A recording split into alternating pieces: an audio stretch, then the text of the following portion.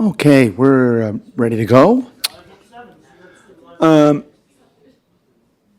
know we have Councillor Drawn, who's calling in, and Deputy Mayor Yankoff, and David Gundrum, who will be one of the presenters, correct? For 20 Rawdon Avenue. Okay, call to order. Before I do that, we acknowledge, appreciate that the land on which we gather is the traditional unceded territory of the Mi'kmaq First Nation and occupied this territory since time immemorial. Two items on the agenda. I need someone to move the agenda. Councillor McCabe, Councillor Matart, all in favour? Okay. Councillor Twill, good to go? Councillor Drawn, yea or nay? In favor. And Deputy Mayor, yea or nay? Yea or nay? Good? In favor. In Okay. favor. Deputy Mayor, Vice Chair is going to take over here in the chamber, so she can pick up where you leave from me. Do you have the sheet there? You have the, okay. So before we begin, tonight's meeting is to hear comments. It's a public consultation, questions or concerns in the following applications. Lot 2019-1 Street, St. Martha's Court, PID number 1119726. Laurel Palmer will be the staff presenter. And I see that Aaron Stavard is here for Dunn Properties. Aaron, will you be presenting also? I'm here to answer any. Okay. And the second item is 20 Rawdon Avenue, PID number 396937. David Gundrum, who is our manager of development, planning and development, he's coming in virtually. So he will present on behalf of staff. And the owner is here, Philip Jameson. So we are back into in-person meetings, and residents still have the option to participate via Microsoft Teams. Just for your information, this meeting is live streamed on YouTube. So if you want to go home after and watch the presentation, just go to YouTube, City of Charlottetown /video. And we have Councillor Twill, Councillor Ramsey, Councillor Matart, and Councillor McCabe, who will serve as vice chair for the meeting tonight. Councillor Drawn, so we do have quorum, and our deputy mayor, who's calling in. John McAleer did send regrets. He's out of the country. We do have Bob Kenny, one of our planning board members. Good to see you here, Bob. Bob's always trying to get educated on the issues. And I'm going to turn it over to Councillor McCabe. Councillor McCabe, you can start from page 2. Thank you, Your Worship. So there will be a brief presentation tonight by staff and the applicants. After the presentation, the general public will be given an opportunity to speak and ask any questions or make their statement. Each participant is provided 5 minutes where they can provide their comments. We will start with members in the public, and then if there's anyone on Teams, I don't think there are this evening, so that will eliminate that. Council members, we are allowed to ask questions of clarity. Remember, we're not here to give an opinion on the projects as they are still in the process. While a member of the public is speaking, we're asked to show respect and decorum of all participants. I think we're going to be pretty straightforward on that tonight. And with that, we'd like to thank everyone for being here with us this evening. And anyone who would like to provide feedback or ask questions after the presentation, you can talk to the mayor. Written submissions, anybody these must be received on or before tomorrow, 12 noon, Friday, March 7th, 2025. So you can put your written input or thoughts into planning at charlottetown.ca. So that's that. With that, I'm going to turn it back over to you, Your Worship, and allow you to start your meeting. Thank you very much, Councillor McCabe. We do have the clock here, so it's going as you go. We're flexible in time. We do want to provide as much opportunity to express your points of view. Councillor Beck, welcome, Councillor Beck.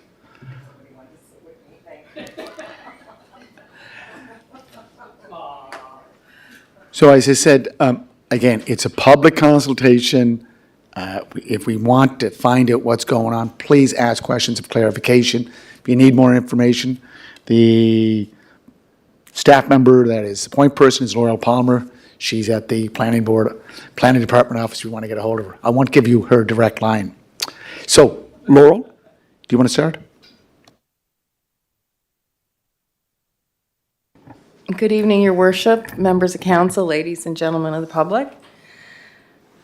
This is an application for a request to amend the approved development concept plan for the parcel identified as Lot 2019-1, St. Martha's Court, PID number 119726, and to amend Appendix B, Comprehensive Development Area CDA parcels and permitted uses of the Zoning and Development Bylaw, to increase the density on the lot from a 7-unit townhouse to an 8-unit townhouse.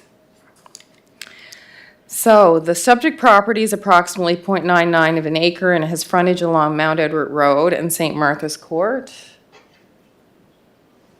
Right here and here. To the north of the subject property is land zone CDA with multi-unit dwellings on St. Martha's Court, north. And to the south is vacant land zone CDA, right here. To the east is Mount Edward Road and low-density residential. And to the west is land zone CDA with multi-unit dwellings, right here. So requirements outlined in the zoning and development bylaw for changes to a development concept plan. Before council approves or amends a development concept plan in a CDA zone, a public meeting shall be called in the same manner, mutatis mutandis, as if an amendment to this bylaw were being considered. 41.2.8 changes to a development concept plan that do not change the approved intent of the use or lot, such as minor additions to a building, a lot subdivision, or consolidation will not be considered an amendment to the development concept plan and may be approved by the development officer. So the reason why this is before you tonight is because of the increase in density from what was approved in the concept plan. We could not, it did not fall under minor amendments as per the bylaw. So there were previous applications on this, and the subject property, it's located in Phase 1 of the current development concept plan, which was approved on November 13th, 2018. Phase 1 and 2 of the current development concept plan illustrated the development of a total of 43 residential dwelling units on 4 of the 5 vacant properties proposed to be subdivided. And Lot 21 is right here. It was listed as a 7-unit townhouse dwelling for Phase 1. This is the concept for Phase 1 and 2. And you can see the proposed townhouse was right here. It was a different style of townhouse, more row housing. And Phase 2 is here. So this is Phase 1, Phase 2, and this is future Phase 3. This is just a bird's eye view of the concept plan that was adopted with the proposed townhouse here.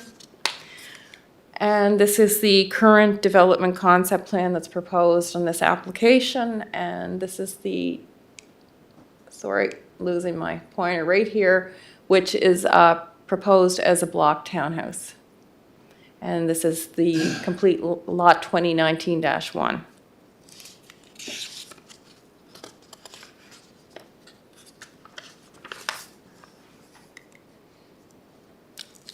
Some slides of the proposed townhouse.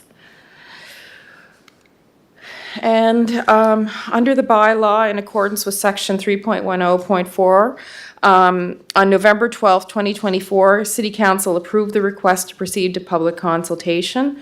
On February 20th, 2025, written notification was sent to property owners located within 100 meters, 328 feet of the subject property. A total of 23 letters were sent to property owners advising them of the public meeting to solicit their comments and feedback, and to date, a total of 1 written response has been received. The letter was neither in support or in opposition. And that concludes my presentation. If there's any questions, I'm happy to answer them, and Aaron Stafford, the architect for the project, is also here and available to answer any questions. Okay, Laurel, thank you very much. Floor is open. And if you do come up, please use that podium. Is Jason, the mic on? Should be. You have to speak into the mic because anyone that's listening on Teams, they'll only hear you if the mic is operating.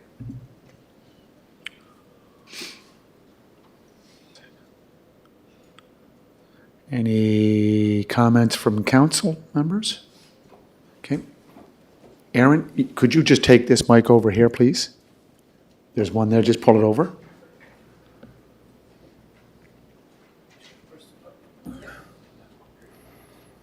Councillor Twill? Yeah, it's not so much for Aaron, it's for Laurel. When you look at this particular issue and the request is for an additional unit, do you think that this should be handled internally as opposed to coming to city council? I mean, it's not a big request. I mean, they're just trying to maximize the square footage of the complex.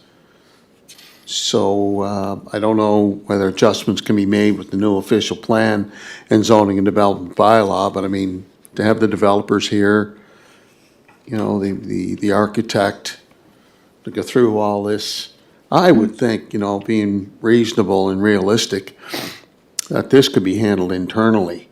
That's my first question. Yes, Your Worship. I agree with Councillor Tweel's comments. If I had my choice, this would have just been approved internally. However, the way our current bylaw is set up, we weren't able to do that. And it is my hope and intention that with the new official plan and zoning and development bylaw, that we will be able to exempt these kind of minor amendments. Great. Second, Councillor Twill? Yeah, Is it for Aaron or Laurel? No, it's more or less just a comment. You know, I know the developers personally, and if you look at the development and the product that they've delivered to this city, they've made the city very, very proud. So I want to congratulate the developers because everything they do is first class. And I want to take this opportunity to thank them for investing in our city and having confidence in our city. I want to wish them all the best. Thank you, Councillor Twill. And this council has always agreed with that too. And thank you, Laurel, for working on this. But those changes are what we're going to be looking at, Michael, in the new official plan. And that will be next week, March 12th, 7 p.m. in this chamber will be the presentation of the first draft of the official plan for the city of Charlottetown. I have you down as Councillor McAleer. I am not Councillor McAleer. I know that. No, Don't in confuse no me way. with them. Just a question. I'm trying to understand the orientation of this. I saw the schematics of the different buildings, but is it two buildings joined together? Is that what it is, or how do they orient onto? I assume they're facing onto Mount Edward Road, are they not? Or can you just speak to the orientation of that, Aaron, for me? Yeah, certainly. Thank you very much. Essentially, it's 4 individual townhouses. They're a stacked townhouse, so there's actually one unit over the other unit. Yeah. So 2 of the units, one unit faces Mount Edward Road, one unit faces St. Martha's, one faces the parking lot, and the other faces on the south side. So there's entries on all 4 sides of the building. But is it two separate buildings, kind of side by each? So they're Or is it they're 8 units in there's one 4 building? Yeah, there's 8 units in one building. Okay. Yeah, and they're all subdivided into quadrants. So there's 4 individual separated. So basically, there's 2 units will come to an entry. One will access Okay, the ground I get floor, it. and the other will go up to the second Okay, floor. I get it. Thank you. Yep. Laurel, is the drawing for that on page 27 in our document? I think you showed it, did you not? Page 14 in our document? Jason, can you please bring up the slideshow? Because it is there. I think the public would like to see it. It's actually, Yes, I kind of flipped through it quickly. what's that? I flipped through the actual design. Yeah. quickly just expand the screen if you don't mind.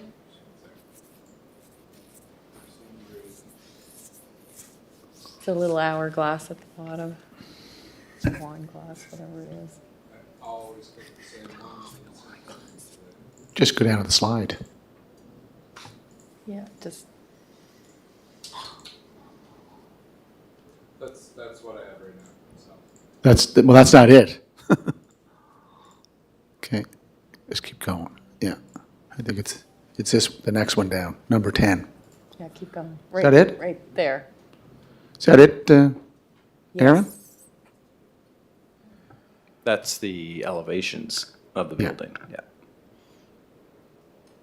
But if you go back up to the site plan, it's probably easier to understand the orientation. So there it is there. So St. Martha's Court, which comes off of Mount Edward Road, is running along the left to right on the page there Yeah. in view.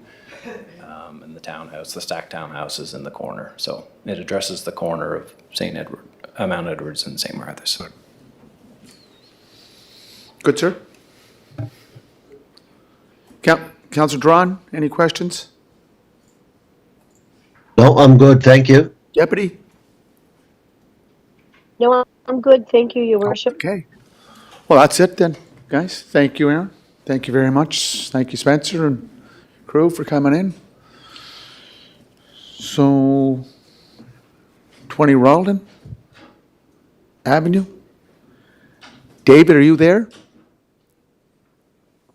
I'm here, Your Worship. Can you hear me okay? Hear you loud and clear. Great, great. Do you wish to start the presentation? Yes, so I'll just call it up here. Give me one moment. Take your time.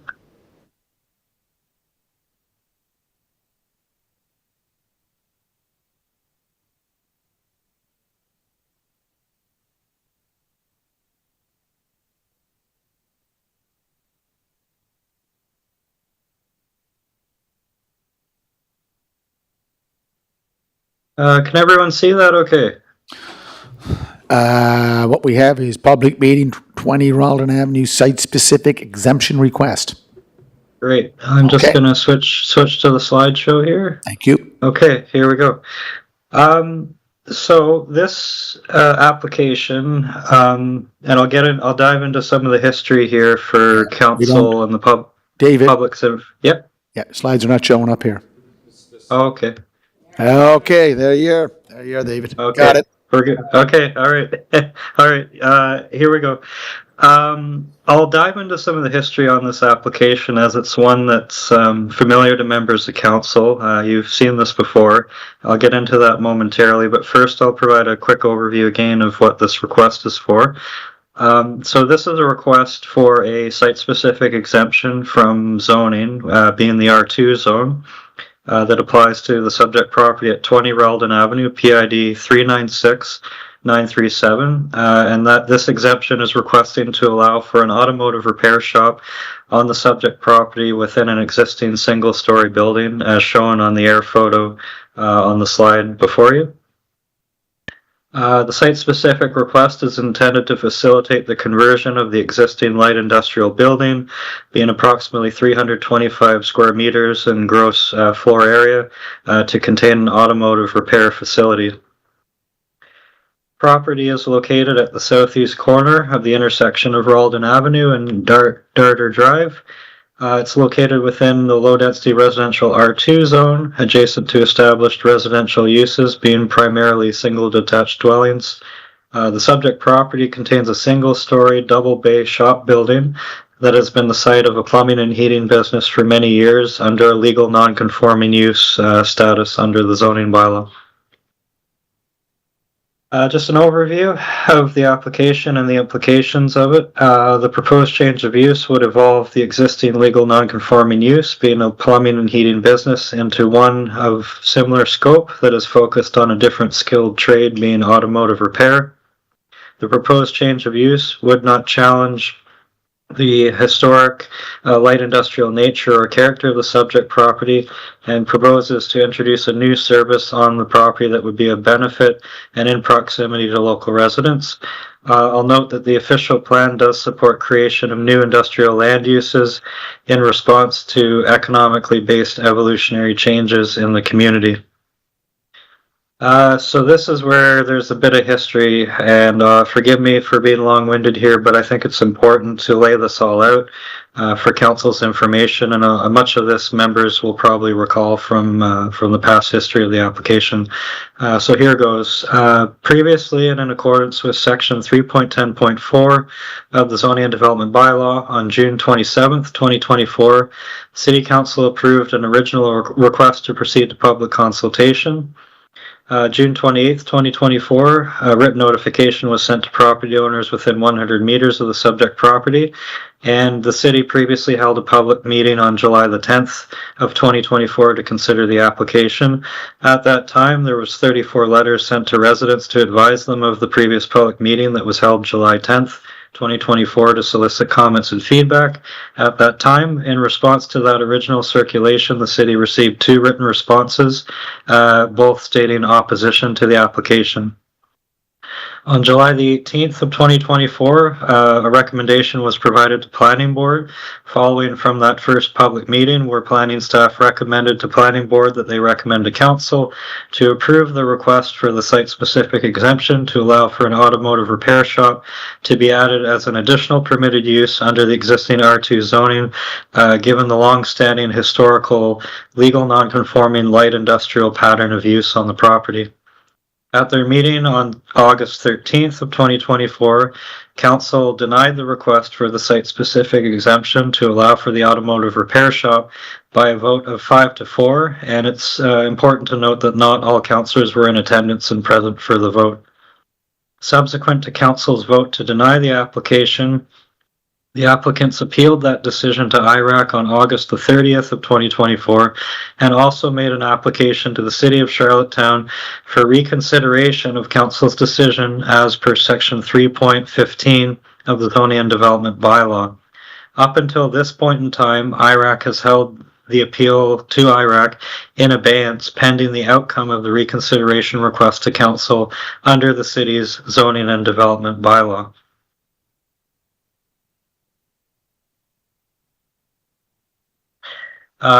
Following Council's decision to deny the application on August 13th, 2024, Planning staff brought a resolution to Council at their meeting on October the 8th of 2024 to consider a reconsideration of the application and Council's original decision to deny under Section 315 of the Zoning and Development Bylaw. At the meeting on October the 8th of 2024, Council meeting, Council passed a resolution to approve the reconsideration request by a vote of 6-4 with all members of Council present. Planning staff were delayed in issuing the mailed notice for the new public meeting due to the Canada Post strike that ran from November the 15th of 2025 until December 17th, 2024. Following the Christmas holidays and subsequent concerns around timing to clear the lingering backlog of mail into January due to the pre-holiday postal strike, it was not until February 11th of 2025 that city staff finally issued a mailed notice to all property owners within 100 meters of the subject property for a planned second public meeting date of February 18th of 2025 to rehear the application, and this is given that the reconsideration request was approved by Council. In response to the February 11th, 2025 circulation, there was one written response received which stated opposition to the application. And it's important to note that this letter of opposition is from one of the two same property owners who responded in opposition to the original circulation prior to the first public meeting that was held back on July the 10th of 2024. The new public meeting date of February 18th, 2025 was subsequently and unfortunately cancelled due to a storm event that day which closed city facilities including City Hall as well as the planning building at 70 Kent Street. Following the aftermath of the storm event and related delays, city staff recirculated a mailed notice again on March the 6th of 2025 to all property owners within 100 meters of the subject property to again solicit their comments and feedback concerning the application. And this was, of course, due to the previous storm closure. A total of 34 letters were sent again to residents advising of the public meeting tonight on March 6, 2025. Those letters were sent February 20th of 2025 to solicit comments and feedback. In response to the February 20th circulation, there were no written responses or responses of any kind received by the planning department. That brings us to the next steps following tonight's public meeting, which would be a recommendation tentatively to Planning Board on April the 1st, 2025, following which consideration by council to vote on the reconsidered application at the next available regular meeting on April 8th, 2025. So that is a summary of the request and the bit of history which has brought us to this point tonight. I'll turn it back over to the mayor and members of council for any questions that they may have. And just quickly, I know that Mr. Jameson, representative of the owners, is here tonight in chambers to also be present for the application. Thank you. David, thank you very much for that comprehensive report. You gave a lot of information. The mic is open, and if you do, please just make sure it's on so that if you're speaking, that anyone that's on Teams can hear what's going on. And also, it's being fed into YouTube. So please use the mic up here and just state your name. And if you live in Charlottetown or somewhere, we just need to know. You have to be careful.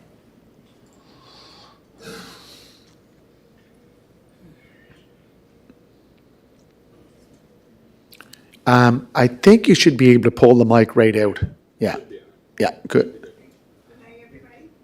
Just one, can you hear there, Councillor Drawn?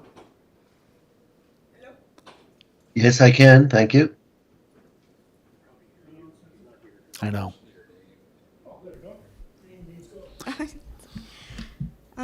Good night, everybody.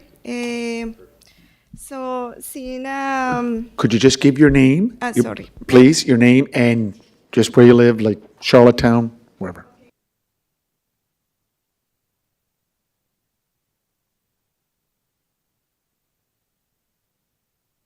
Just 1 second, it's not working.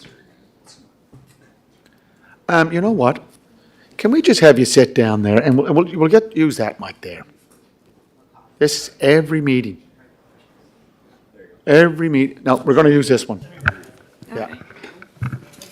Okay. Okay. So, You can. Yeah, he's going to fix. So just speak right in the mic and just again, please repeat your name and where you yeah. live. So, good night, everybody. My name is Carolina Arango. This is my husband, Chris Marlon Pereira.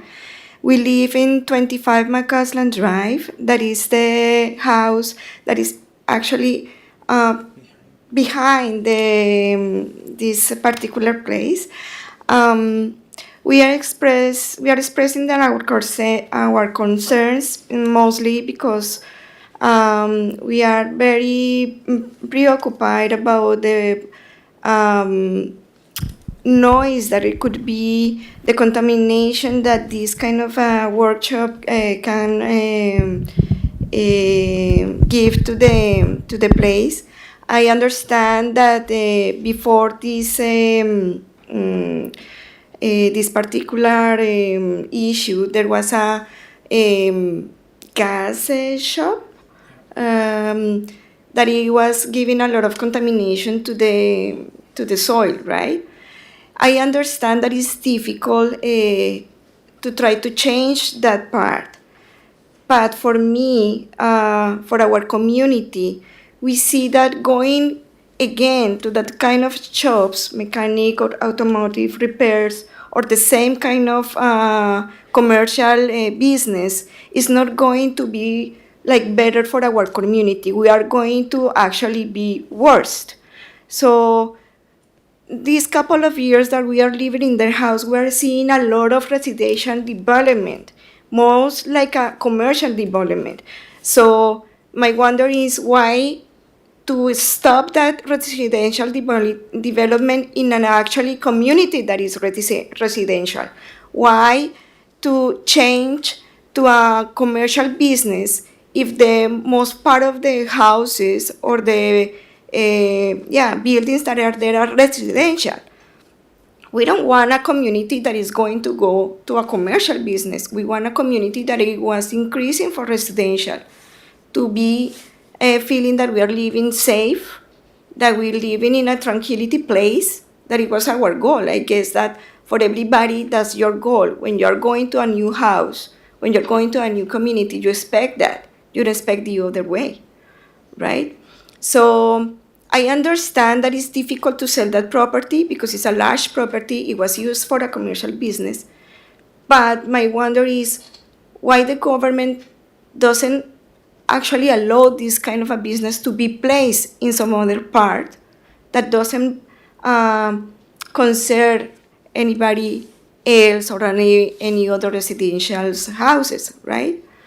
So that's why we have a lot of concerns over there. I understand that is the problem of contamination soil is imperative, but the other thing is that I don't think that somebody is going to grow vegetables or crops over there. Could be used only for residentials. There is a public water system connected to the place. It's nobody is going to use a well. So this is like my main concerns. I don't know if you want to say something else. Christopher, just give your name, please. I know you live in the same address. So, Chris Van Pega, 25 McCausland Drive. And the other thing that I want to mention is that when you have a automotive shop, we have lots of kids living in that area. So I understand the safety of those kids are going to be a problem because when you have automotive shop, definitely there will be,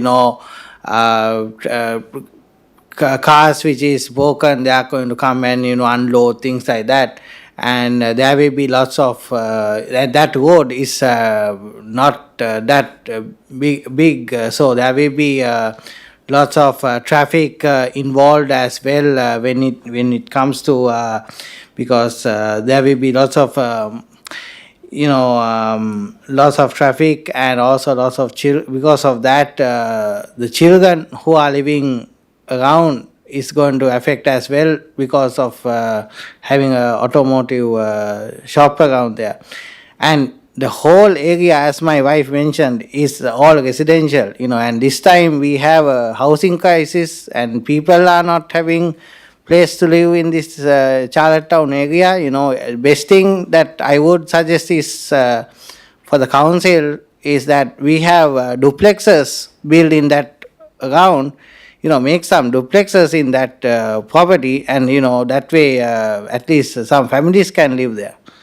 And this and without making this commercial, keep this as residential, and have the commercial businesses be in elsewhere in Charlottetown, and have the residents at least in peace, so that way we can live in the city peacefully. So that's that is one concern. And the other thing is that the pollution, as we mentioned, and also the property values, they will be affected for that as well. And also when you have automotive shop, there will be broken cars, things like that, oil will be, those things are also there. So noise pollution, there are lots of babies, like kids who trying to sleep, and there are doctors who are living, and we do shift work as well. I work in QEH. We need sleep, doesn't matter whether it's morning or evening. So everything will be affected because of that if we have this. So thank you very much. Chris, thank you both. Do you wish to come up? Chris, can they just use that chair too? If you want to speak, just go to the mic that's there, please.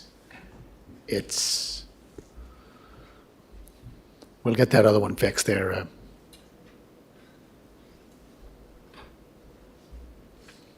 And just state your name and where you live, or just Charlottetown. It'll come on automatically. Can you put it on automatically? There it is. Good night. My name is Ricardo Incapié. We live just beside to the 20 Ralden. We live in 18 Ralden. Carolina already expressed the general concerns, right? This is a residential place. Sometimes I have to work at night and I want to go home. I cannot rest because the noise that we were dealing. If you see the picture, just on front of that place, there used to be a boat garage. They repair boats there, and we were dealing with noise all day. Now we have a newborn, a baby at home. We don't want to expose to pollution, smells, gasoline, I don't know, noise. So for us, it's not convenient to change this or do an exception, because if you do one exception, you're going to do another exception in another place. This is a residential place. Please keep it like residential. Just state your name, please. My name is Elizabeth Salazar. We live in, as my husband say, 18 Ralden Avenue. I just want to say the same. We are worried because we have a baby. We have been dealing with noises with other business related to boats that were in the summer was terrible when a newborn is at home and they try to repair 20 boats a day. It's crazy. We have 3 dogs. We have 2 seniors at home.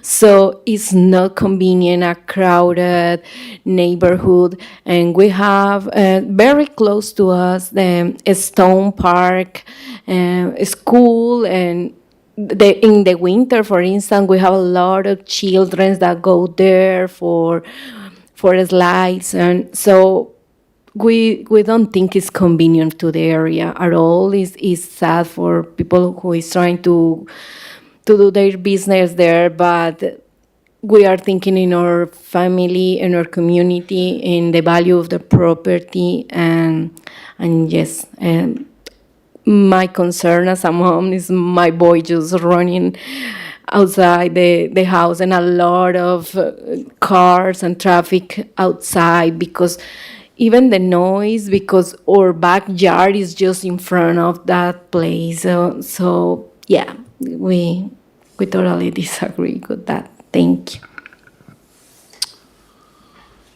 Merci beaucoup. Je sais que vous parlez espagnol. Ouais, je parle français, pas espagnol. Pas encore. Okay. Mic's open, so we're just going to use the table over there if you want to speak.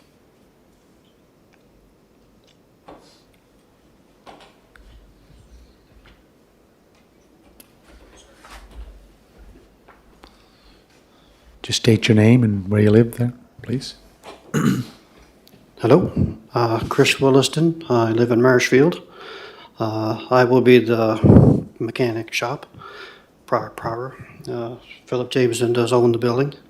We don't want to make too much noise. I realize there's going to be some, but I'll try to leave the doors mostly down so there is no noise. The loudest thing that'll be running would be an air gun, and with the door closed, you shouldn't hear a thing. And the traffic, there's less traffic there now with the shop up on McCausland, when it used to be an automotive place. That is gone, and the traffic is way down from that. But I realize there's 2 other businesses up there now. I don't know how much traffic they produce up there, but I don't know how much traffic we would produce. But certainly if somebody's speeding, we'll certainly tell them slow down. because there is a lot of kids in the area, like to work with the people. And if we do happen to get in, there's a problem, we would like to think they would come to us so we can correct it. So, thank you very much. Thank you, Christopher. Thank you, Christopher.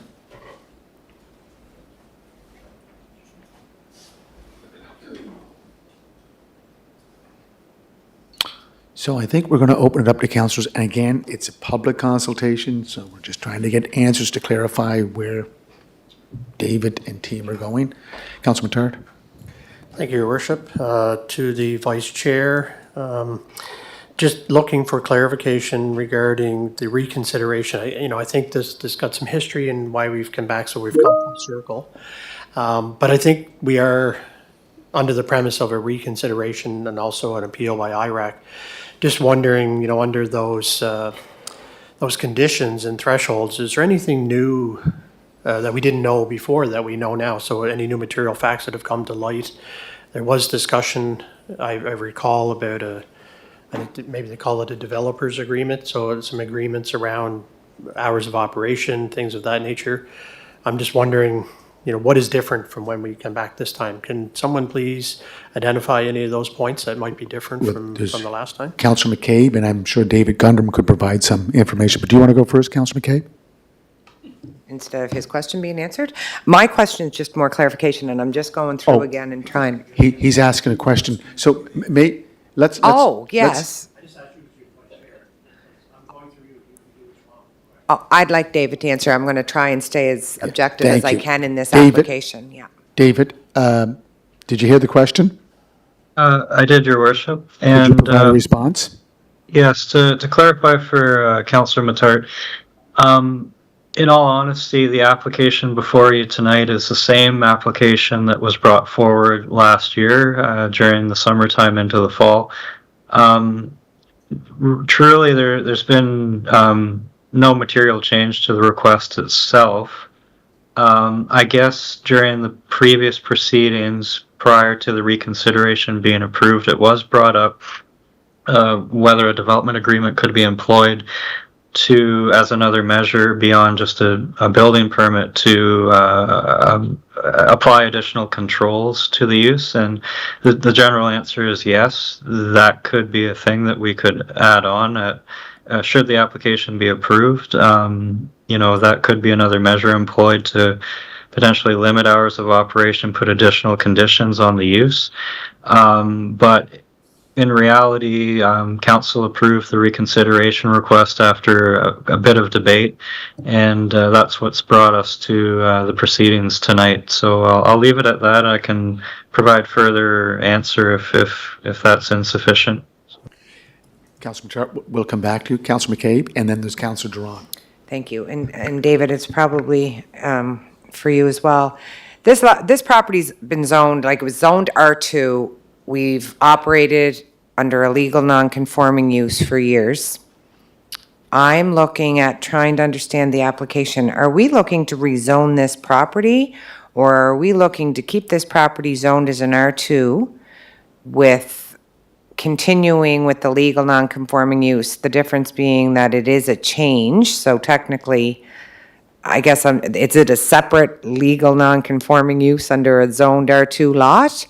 Or, I'm trying to understand that. I know after 6 months, if they don't operate the way it ran when Mr. Coughlin owned the property, it's supposed to revert back to the R2 lot. So is this now just an application to go back into an R2 zoned lot using legal non-conforming? Is that a question to David? Yeah, David? Did you hear the question? I did. Through your worship to Councillor McCabe, this would not change the zoning. The zoning is R2 today, and if this is approved, the R2 would still be in place with all the regulations and permitted uses under the R2. This is a site-specific request to ask permission to add an additional use, being an automotive repair shop, which is not otherwise permitted. The repair shop itself would technically not be legal non-conforming, but if the site-specific is approved, that is, but there is a long history of illegal non-conforming use of a very similar nature, of a light industrial nature on this property. So there's an informed historical pattern of use which underpins this site, which is rather unique. But the actual request itself would be to maintain the R2 zone, but add permission to allow an automotive garage, automotive repair shop as a permitted use on the site. But informing that is the past legal non-conforming, long-standing legal non-conforming use of the site for light industrial purposes, which in essence underpins and provides some, you could call it some level of historical support to the request that the applicants have put forward here. Does that answer your question, Councillor McCabe? Can we come back to Councillor Duran's waiting? Councillor Duran? Thank you, Mayor Brown. Just clarification here. The last two residents that come up and discussed their concern, they referenced the boat repair business that was across the street. I don't think it has anything to do with this particular issue that we're looking to listen to the public consultation on. This business has been a long-standing business for the last 15 years. Plumbing and heating business, people coming and going all hours of the day. This application, I believe, with a development agreement would limit the hours, unlike what was used in the past. So I just want to make sure council's aware that this application has nothing to do with a boat business or anything else. It's just a strictly a one-off on this application. So, when you sit here and you listen to it, it kind of confuses the issue that we're looking to move forward. But, thank you. Okay, Councillor McCabe. Thank you, and I just wanted to follow up, David. Thank you for that explanation. You had indicated that there was a light industrial non-conforming use. Would you consider an automobile repair shop, and I'm just asking this question for clarity, consider that to be light industrial? Through the chair, Councillor McCabe, in my professional opinion, I would, based on the scale that's being proposed here, that it's just they're looking to repurpose or reutilize the existing building, not expand the footprint of that building. It's a two-bay garage, and given that relatively small scale, I would personally consider it, in my professional opinion, to be of a light industrial nature and not medium or heavy industrial in nature. Thank you very much. Okay, Councillor Matard. Yes, thank you, David, for addressing my question. It was in line too with the developers agreement. So I'm not sure, were we not going back to the applicant to see if they would be entering into a developers agreement that would outline some of the terms and conditions of the said property? I'm not sure how that gets, do we request that? Is it part of the process that we're asking for a developer? David, can you follow up with Councillor Matard's question about the development agreement? Yeah, through the chair, Councillor Matard, the council can, at its discretion, levy that as a hard requirement, I'll call it, or a discrete requirement in any future approval, should the application be approved. If that could be included as a condition to any future approval, 100%, to lock that in. Good? Yeah, okay. Councillor Beck? He can go. Do you want to let him go? Sure. Okay. Sir? I don't want to confuse nobody here. I'm just expressing what I'm feeling the last 3 years with that similar business on front of my house. Now imagine beside to my house, with my kid, with the seniors living there. So I don't want to confuse nobody, because only the people that live around can talk about it. That's it. Sir, just give your name again. We just have, again, for the public record. Ricardo Incapié, 18 Ralding. Thank you very much. Okay, Councillor Beck, do you want to go now, or do you want to wait? Good, okay. If I remember when we were talking about this, there was a list of possible businesses that could go in there. And I think, am I correct in this spot that a gas station was listed as, there was a whole host of businesses that were listed, or possible businesses that were listed under the, I forget what.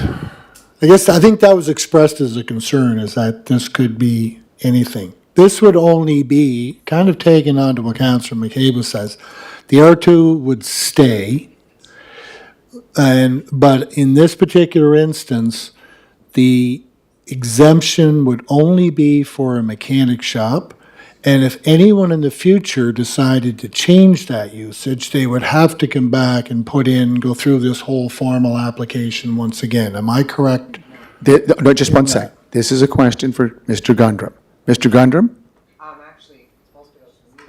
Through the chair, Councillor Beck, you're 100% correct.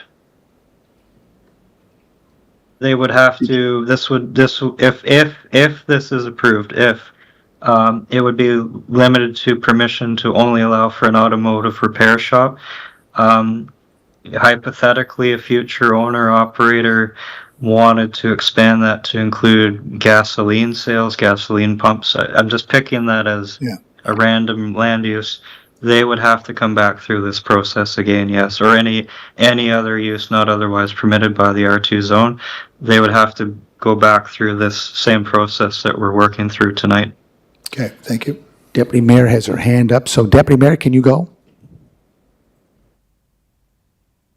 Yep, thank you, Your Worship, through Thank you. the chair, through the acting chair. I'm just wondering, Chair, this increase in the site-specific exemption request, we don't have an actual increase for just this automotive shop. We would have to jump to the what's called automotive center, which lists, as Councillor Beck said, many permitted uses. So I'm just curious if I could get some clarification on how that wouldn't then come to be, because we don't have anything in place that would just fit into what this applicant wants. It has to go to that next level, which is automotive center, which does include gas bar and convenience. So if I could get some clarification on that, that would be great. Thank you. Deputy Chair. Thank you, Your Worship, and I'm going to turn that right over to David. That's Mr. over Gundrum? my page. Okay, thank you. Okay, thank you, Deputy Mayor Yankoff, and through the chair. The request from the applicants, to be clear, they've specifically only requested exemption to the zoning to allow for an auto repair business, meaning a mechanic's garage. I know what you're saying in that the definitions in the zoning bylaw don't precisely capture for that. However, if this is approved by council, we can certainly dial in the language on a site-specific basis. Site-specific amendments are a customized form of amendment where you can limit the language to be very specific to very narrow use, and you can almost essentially tailor a custom land use definition through a site-specific amendment if it's not otherwise explicit in the zoning bylaw. So what the applicants are asking for, Deputy Mayor, is not what you're referring to precisely in the bylaw, and there's a little bit of nuance there. So they're not asking for an automotive repair center, automotive center use. They're asking specifically just for an automotive repair garage, which would only be and limited to a mechanic's garage where private cars are dropped off for repairs like brakes, tire changes, oil changes, transmission work, etc. But it would be limited to that and only that. That's what they've requested. That's what's being proposed. That's what's for consideration tonight. So I hope does that answer the question, Deputy Mayor? Deputy Mayor, does that answer your question? It does, but I still would challenge that we have a bylaw that lists what the permitted uses are to this increase in site-specific. So I'm just wondering, in a future council and a future staff, they're going to refer to the bylaw. And the bylaw is going to state and list what's permitted with this site-specific requirement. So I just don't know if we have a strong enough mechanism in place that will guarantee what you're saying. So anyways, I just wanted to just get some clarification on that. I know that there's lots of discussion to have after this. So that's just my 2 cents worth. Thank you. Councillor McCabe again? Just my last one, my No, second no, time. keep going. No. No, I know you want to The more the stay. merrier. I'm ready to, David, what you said about, this permitted use not continuing, if they have a site-specific exemption, and had they proceeded with what the previous owner had done within 6 months, we wouldn't even be hearing about this application. So if we grant this site-specific amendment, thank you, and allow them to operate the automobile garage, that can continue. If Julie McCabe went and bought the lot and she wanted to run an automobile garage, I would be permitted within that, correct? you Through the chair, Councillor McCabe, that's correct. Okay. And I just want to add on to that should this be approved, and that this would not have a time limit, that this was referred to at some point in the meeting, that legal non-conforming uses can expire if they're not continued for a specified period of time under the bylaw. Okay. This would not be that. So this is a site-specific exemption, and if it was approved, it would carry with the property, and it would never expire as a permitted use. And that's even if the business was discontinued for any period of time, it could be started up again. Yeah. Because I truly believe that the applicants before us are trying to be good neighbors. That's not my concern. I think that, they're wanting to do things. My bigger concern is if it was to change hands and someone else came in, it might have a different look if we go this way. So I don't want the applicants to feel at all that I'm not against what they're trying to do, but it's when we start changing uses that as Alana said, when we start interpreting bylaws, if it's not really clear, it's challenging. Okay. Councillor Duran is waiting, but Councillor Duran, we just have one of the residents that wishes to speak for a second time. Sure, go right ahead. And again, just give your name, address, it's just for the public record. Again, my name is Carolina Arango. I live in 25 Macaus Land. I just going to make a note. Last year, I have to actually call to 911 to the fire department because there was some kind of a chemical spill or a weird smell in our house.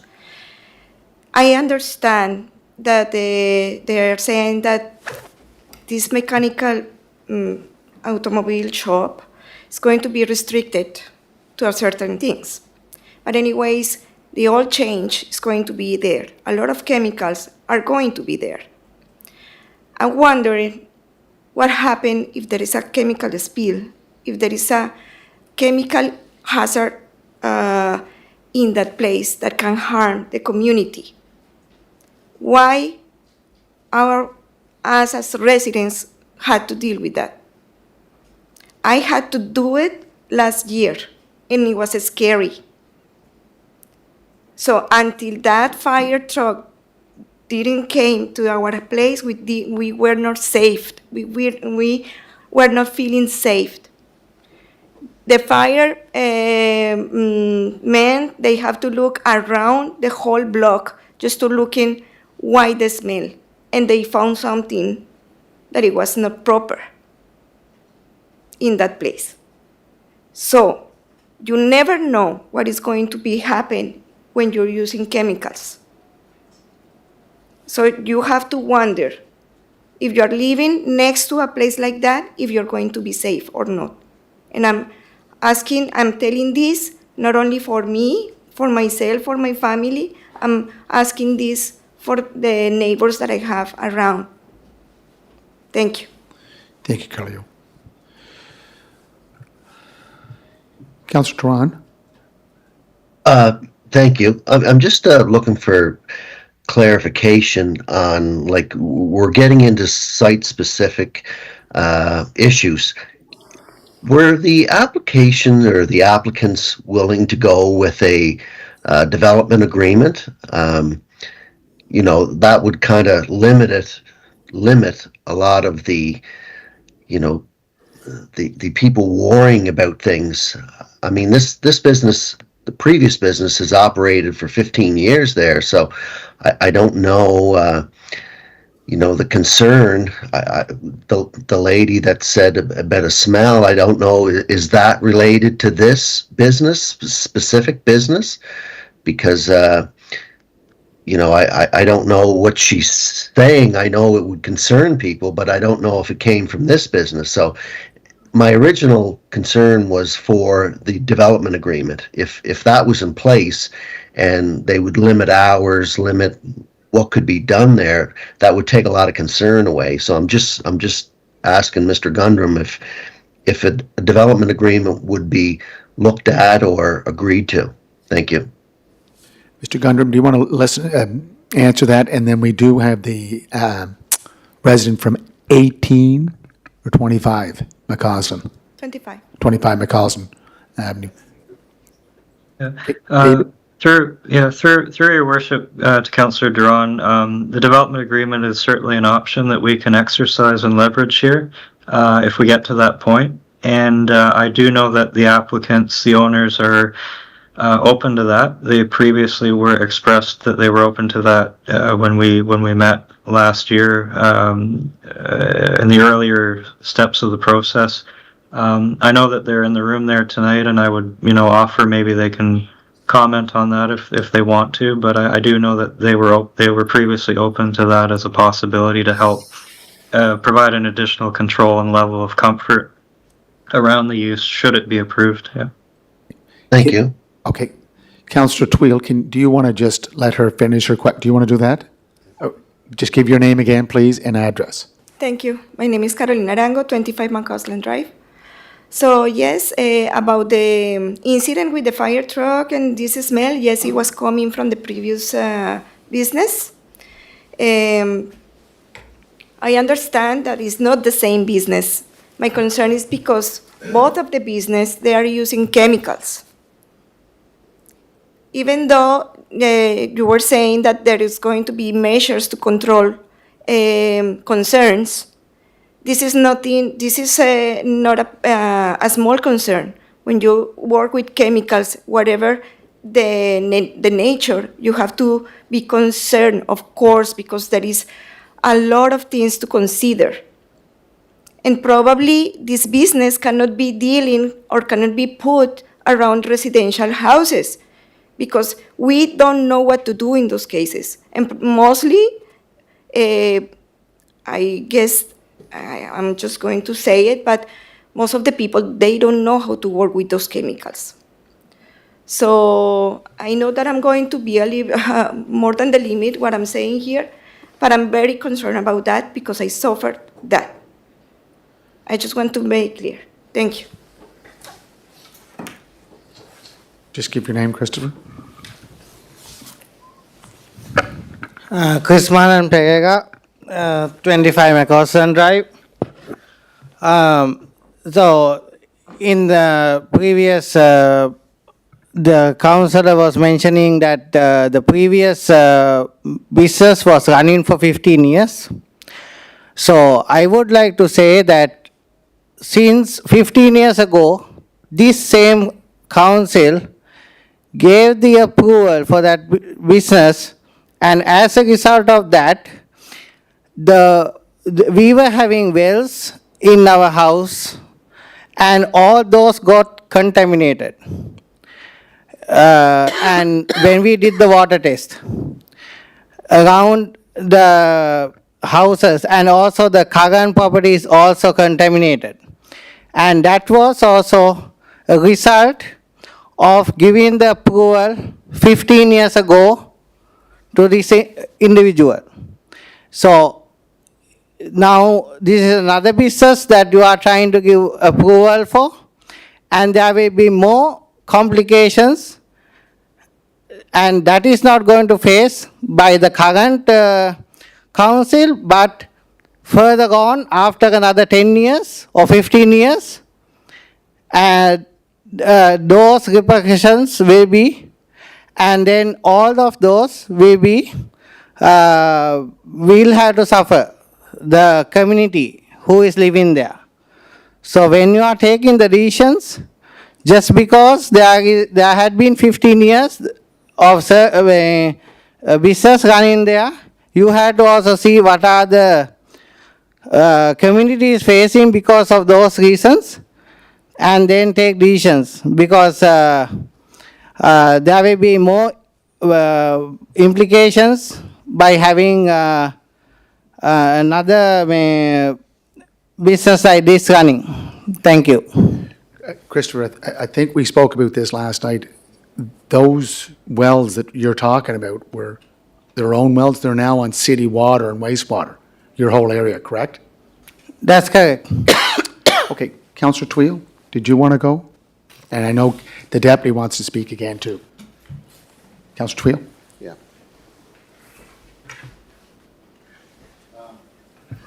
First of all, I want to welcome everyone here tonight, the residents and the applicants.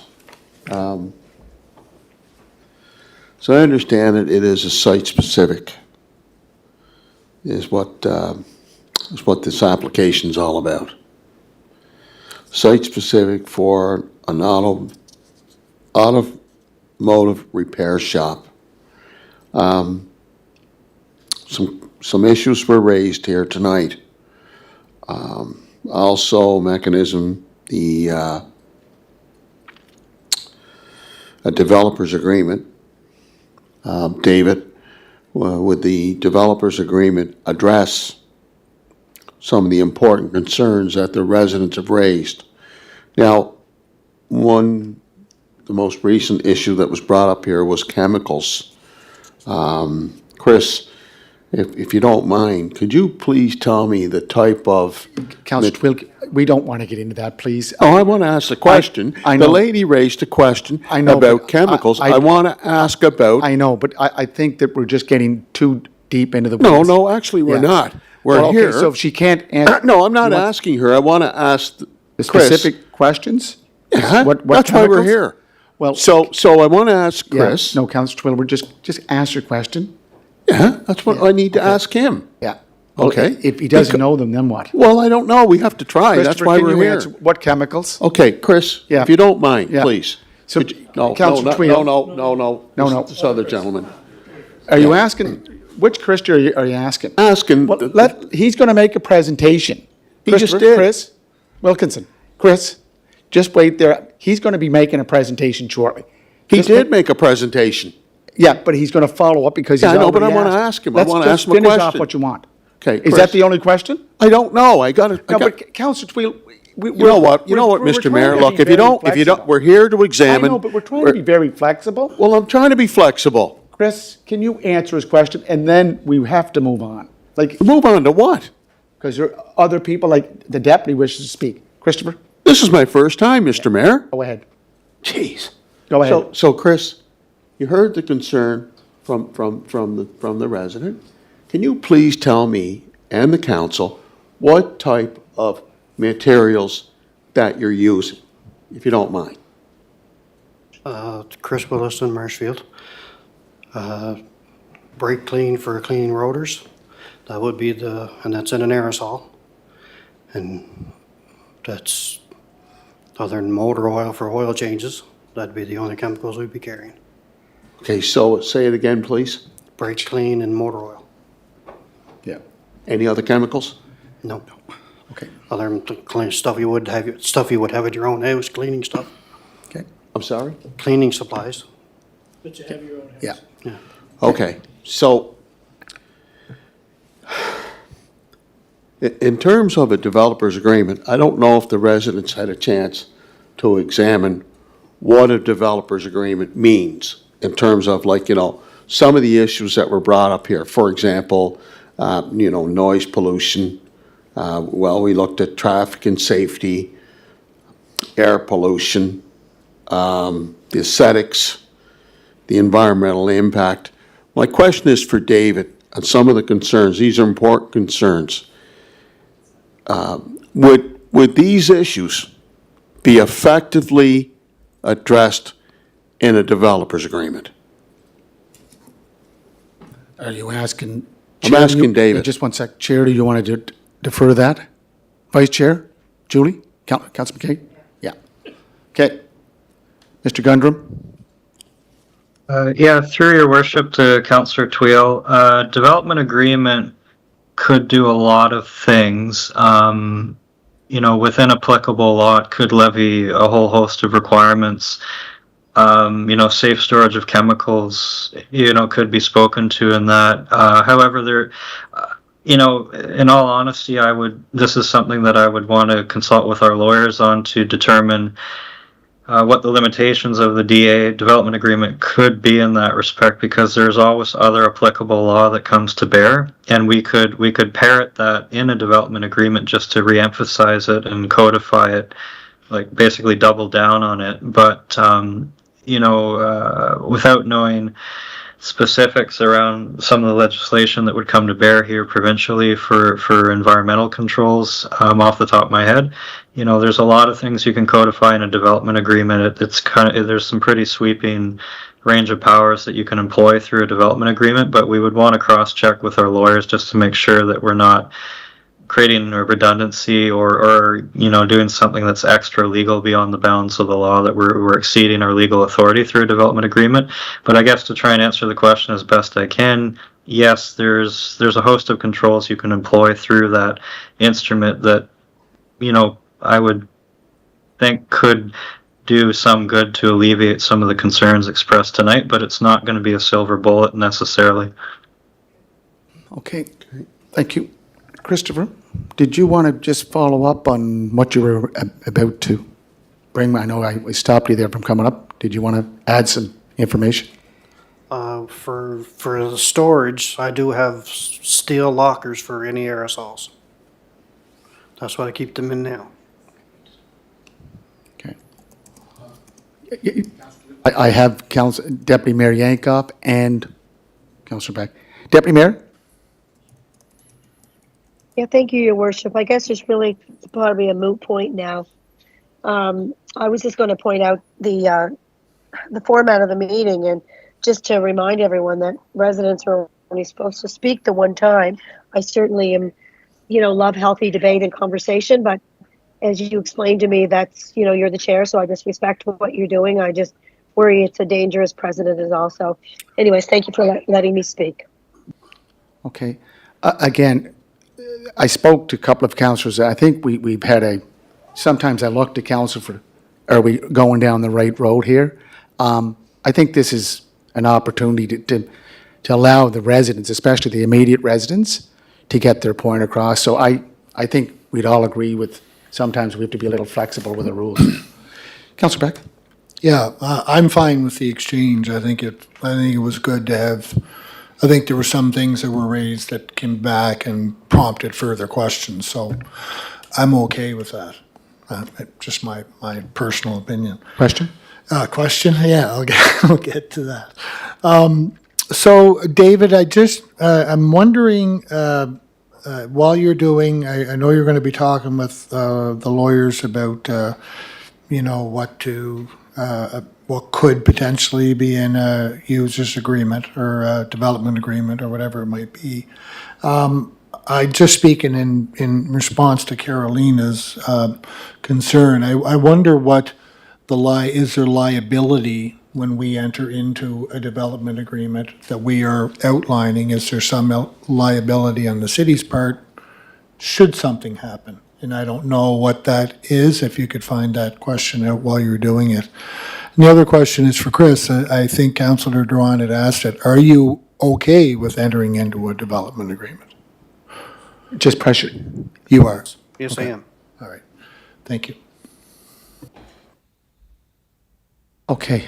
Look, I appreciate the back and forth. And again, sometimes we have to be flexible. I appreciate that the owners were here. David Gundrum gave a great background. The residents were here to express their views. And Councillor Tweel, do you want to wrap it up? I do want to ask the residents a question. Is the shop across the street, on Ralden, the boat repair, is that the boat repair shop, is that still there? Or is that gone? Yeah, they're gone. No noise? Yeah, yeah. So there's, Yeah. so it's safe to say there's no noise now? No, no. Okay, I okay. think the representative from the area knew that too, right, Councillor McCabe? That boat business has moved out of there? To my knowledge, but. Yeah, No, well, the residents are there, they know. yeah. Okay. Okay. Well, thank you. And listen, again, appreciate the input. We're lucky to have such a small group, but lots of discussion. Okay. Introduction of new business. No? Motion to adjourn? Councillor Beck? Councillor Ramsey, all in favor? Thank you very much, Deputy and Councillor Duran, and David Gundrum, thank you. Thank you.